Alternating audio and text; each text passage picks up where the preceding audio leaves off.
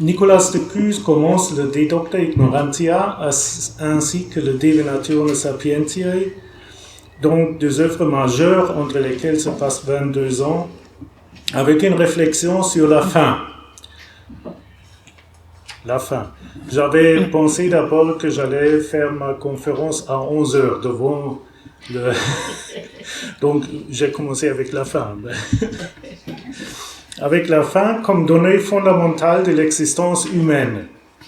Cette fin, dans sa version corporale, sert de métaphore ou bien de comparaison pour la fin intellectuelle, c'est-à-dire la nécessité de l'esprit humain d'être nourri. Je saute déjà les premières citations. Je viens à une citation du commencement du De Venatione Sapientiae que je vais lire en latin car j'ai pas trouvé mon exemplaire français. Mais comme on est ici en France et vous êtes tous des latinistes par nature, et ça sera pas grave pour vous. Donc, intellectualis nostra natura cum vivat necessario pascitur. Sed alio quam intelligibilis vitae cibo nequaquam refici potest. Quemat modum omne vivens simili cibo vitae suae pascitur. Chaque être vivant a besoin de sa nourriture qui lui convient. Et aussi chaque partie d'un être vivant, de la nourriture corporelle pour le corps et de la nourriture intellectuelle pour l'intellect. Namcum vitalis spiritus sit delectabilita movens. Il se meut de la manière d'être delectari. Qui motus vita, dicitur, tunc vis ipsa spiritus vitae nisi restauretur naturalis sua refectione, expirat et deficit. Il faut nourrir aussi notre esprit. Alors, qu'est-ce la faim?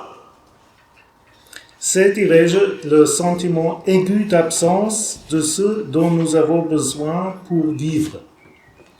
Serait-ce la nourriture corporelle ou spirituelle, intellectuelle? C'est l'absence de la base de notre vie que nous sentons. Et ce sentiment très présent d'absence est la base de notre mouvement actuel pour survivre. L'absence nous fait mouvoir, puisque ce n'est pas une absence quelconque, mais une absence du nécessaire. D'où savons-nous ce qu'il nous faut? C'est une question existentialiste très profonde. D'où savons-nous ce qu'il nous faut? Nicolas appelle cela la prégustatio. Le phénomène d'avoir le goût, le prégoût, l'arôme de ce qu'il nous faut déjà sur la langue, déjà dans le nez, justement parce que l'absence se sent. Espèce de horreur vacui qualitatif, pour ainsi dire. Qualifié. En plus, chaque animal a ce qu'il lui faut pour chasser sa nourriture, les instruments adéquats auxquels appartiennent aussi les méthodes. Ainsi, l'homme a la logique, comme dit Nicolas de Cuse, qui serait, selon Aristote, je cite, exactissimum instrumentum ad venationem tam veri quam verisimilis, le commencement du De Venatione Sapientiae. Et ce qu'il chasse, c'est le cibus immortalis qui immortaliter pascit. Le desiderium natural du commencement du De Docta Ignorantia qui est repris ici tend donc méthodiquement vers l'absent, l'inconnu prédusté.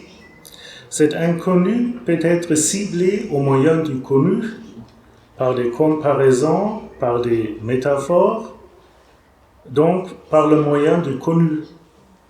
Comme ce désir, cet appétit ne peut être frustré et que d'autre part l'infini cherché ne peut être englobé dans une comparaison finie, Nicolas postule la Docta Ignorantia comme ce qui réalise l'existence humaine désirante.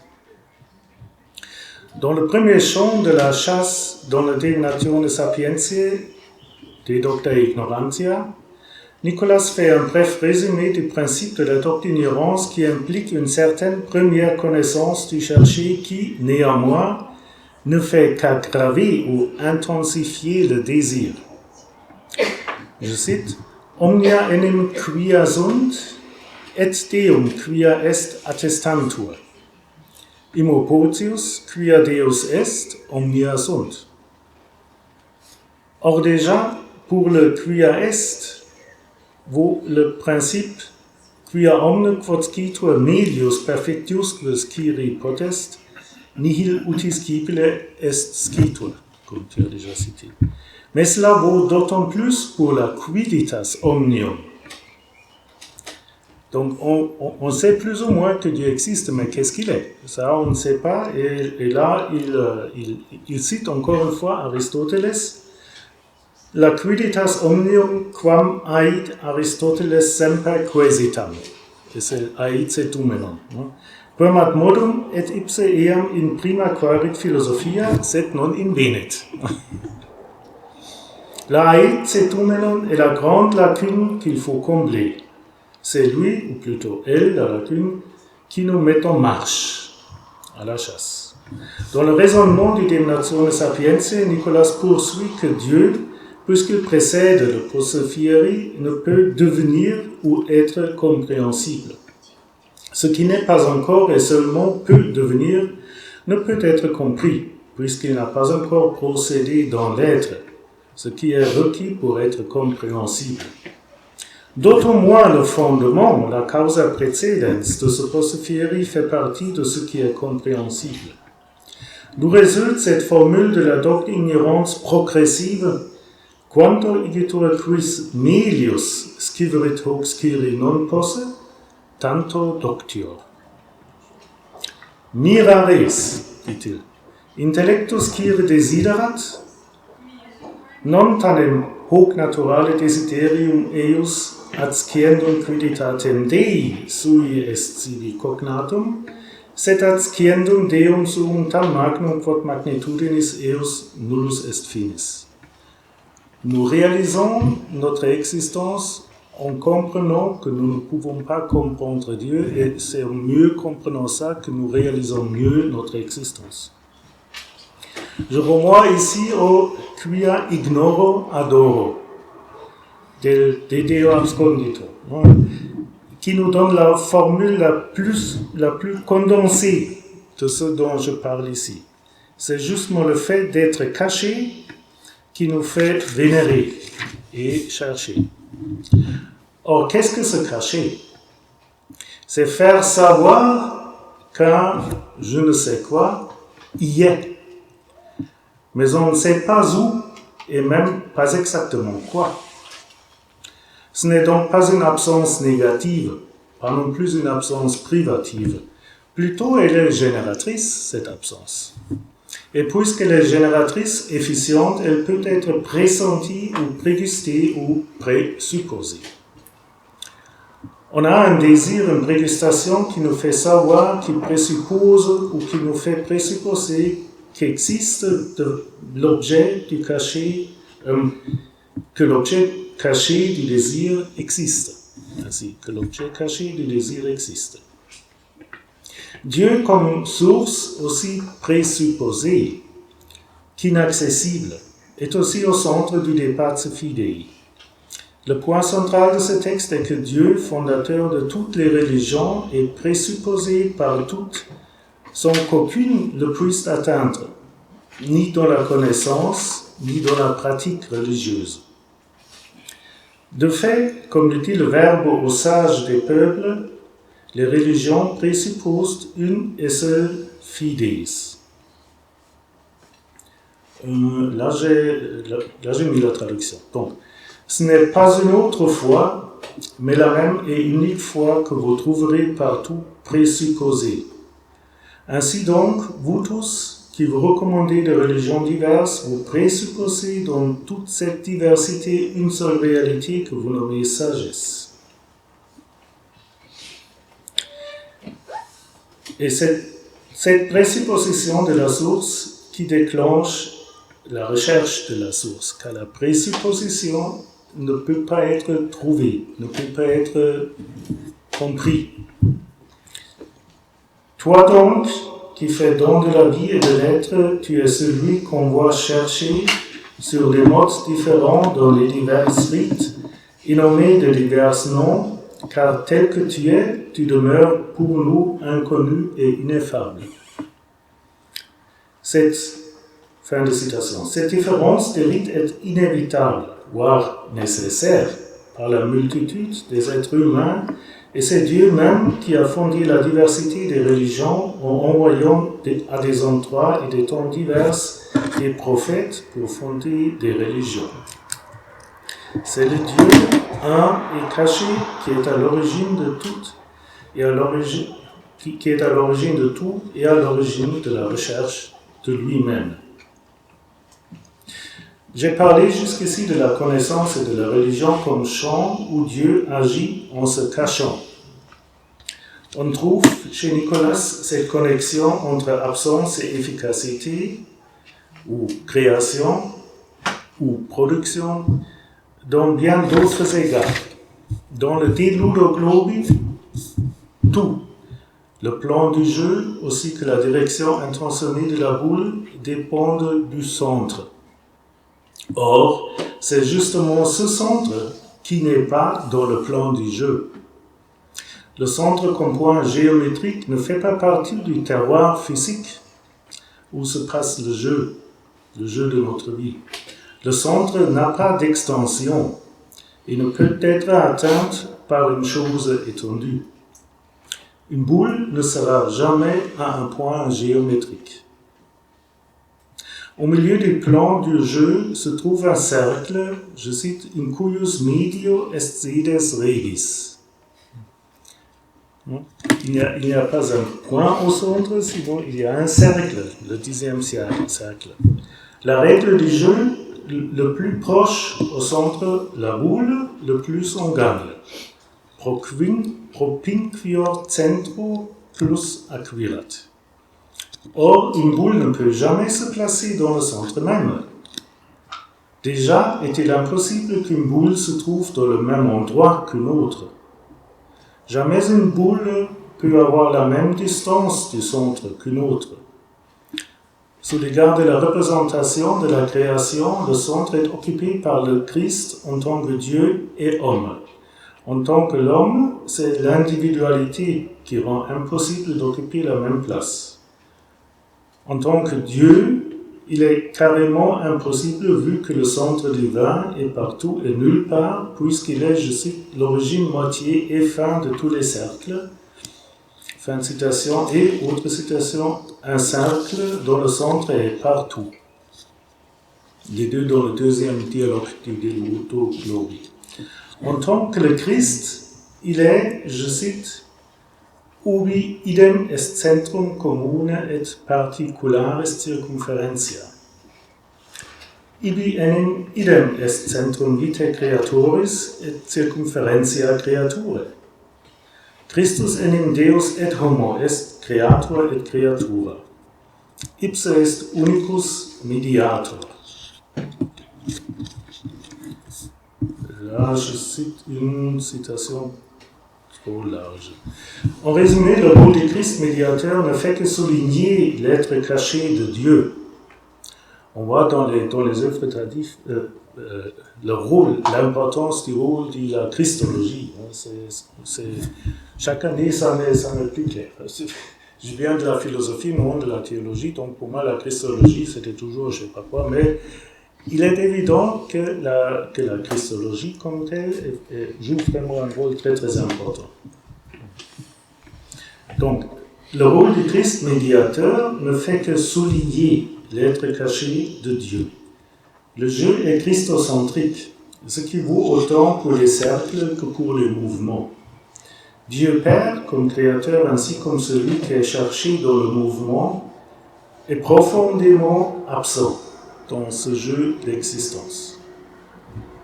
On trouve ici une figuration d'un thème central du De Docta Ignorantia, la coïncidence du point central, périmètre et périphérie du cercle infini, ou de la boule infinie qui est la source de l'existence de tout.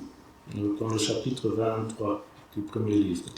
Cet abîme entre le Créateur et sa créature, exprimé dans le principe de nulla proportia infinitua ad finitum, et par la règle de la doctrine d'ignorance, est thématisé dans les chapitres 2 et 3 du deuxième livre du De Docta Ignorantia, dont je vous cite justement 2 phrases. On en a entendu déjà parler. Comment pourrons-nous donc comprendre la créature qui, en tant que créature, vient de Dieu et par conséquent ne peut en même temps rien lui attribuer? Et plusieurs fois, il répète justement ce problème du néoplatonisme. Comment expliquer la création à partir d'un créateur qui est tout à fait différent, le non-aliot, justement, vu de la création.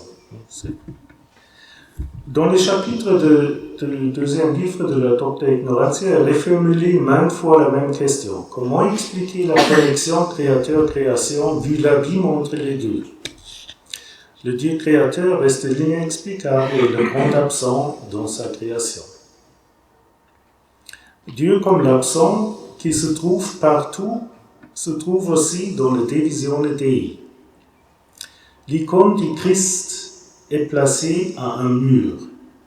Autour de l'icône, les moines font un demi-cercle.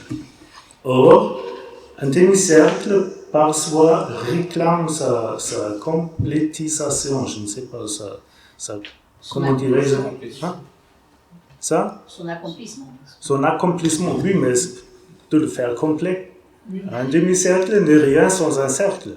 Non? Que savons-nous d'un demi-cercle si nous avons un cercle duquel il y a un demi-cercle? Complément. J'avais trouvé complément et puis je pensais à mes cours de français, le complément d'objet direct, le complément. Donc je ne voulais pas trop de complément. Il y a un autre mot qui est complétude. Complétude, oui, mais je voulais un agencement, une ergänzung. Bon, alors. Oui, donc son complément, on a un cercle complet. Or, l'autre partie du cercle est invisible. À l'autre côté du mur, à l'autre côté du mur du réfectoire ou du paradis. Tout l'expériment ne fonctionne. Tout cet expériment seulement fonctionne quand une moitié du cercle n'y est pas et quand l'icône du Christ forme, pour ainsi dire, la face visible de Dieu. Mais le demi-cercle n'est rien sans le cercle entier, comme le Christ n'est rien sans le Père, qui pour autant reste caché. Un dernier exemple du Dieu créateur absent se trouve dans la métaphore bien connue des miroirs. Dans plusieurs œuvres, à partir du De Docta Ignorantia jusqu'à la fin, le miroir semble être un phénomène agaçant pour Nicolas. Dans la Defiliatione Dei, la similitude des miroirs sert à figurer la filiation. Je cite: Sit igitur altissima resplendentia principii nostri Dei gloriosi in qua appareat Deus ipse solo appareat. Quae sit veritatis speculum sine macula rectissimum atque in terminum perfectissimumque. C'est-à-dire le Christ comme miroir central qui resplendit de manière parfaite le visage de Dieu, et d'autres miroirs moins parfaits, les uns noirs, les autres vifs autour. Qu'est-ce qu'on voit dans ces miroirs? Leur seul contenu est en fait le visage de Dieu, altéré selon les individualités des miroirs diverses qui se reflètent les uns dans les autres. Si l'on transfère un miroir vivant à ce miroir central qui représente le Christ, il reçoit tout ce qui se reflète dans ce miroir central, donc le visage de Dieu reflété. Mais, suo quidem modo, donc de sa manière, auf seine Weise. In speculo igitur illo, primo veritatis, quod et verbum logos eo filius Dei dici potest, ad episcitur intellectuale speculum filiationem.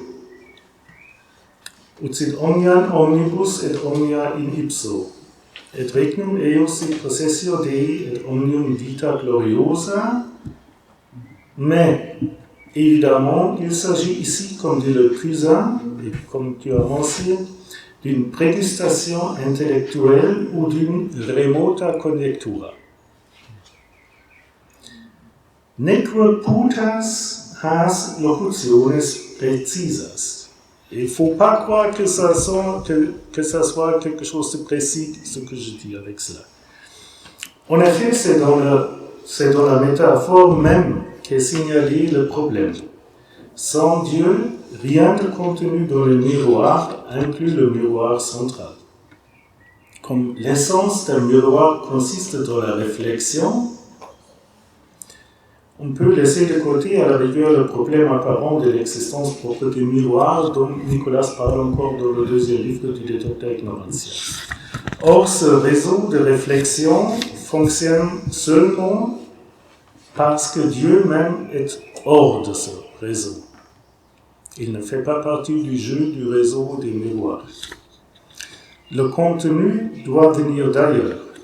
Dieu, qui est le seul contenu de tous, est en effet absent tout en créant le tout.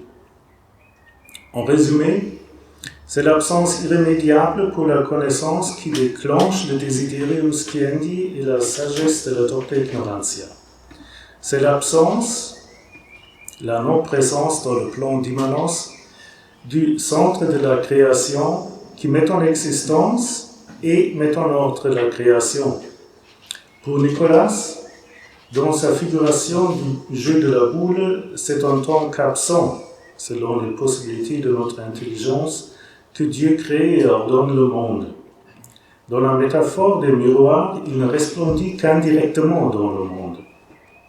C'est la réflexion constante de cette manière nécessairement indirecte de comprendre le monde et de rechercher ce Dieu créateur caché, absent et seulement indirectement présent que fait le centre de la pensée de Nicolas.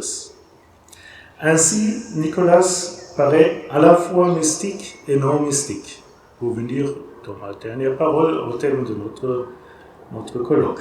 C'est un mystique à un troisième, à un tiers. Il est mystique, me paraît, par la structure métaphysique de sa vue sur Dieu et sa créature. C'est un Dieu créateur inaccessible pour notre connaissance. Il est non mystique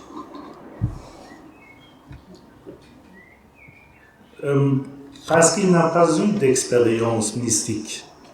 C'est ce qui est important, ce que nous savons tous. Non? Vous venez de dire, Madame Vanier, que Maître Eckhart, très vraisemblablement, a eu une véritable expérience mystique. Nicolas Secus n'en a pas eu, donc il parlerait d'une expérience mystique comme l'aveugle parle de la lumière. Et il est non mystique par la concentration constante, qui s'explique par ce que je viens de dire, aux voies indirectes de la recherche de Dieu, donc plutôt un mystagogue. C'est ce que je voulais vous raconter brièvement. Merci beaucoup.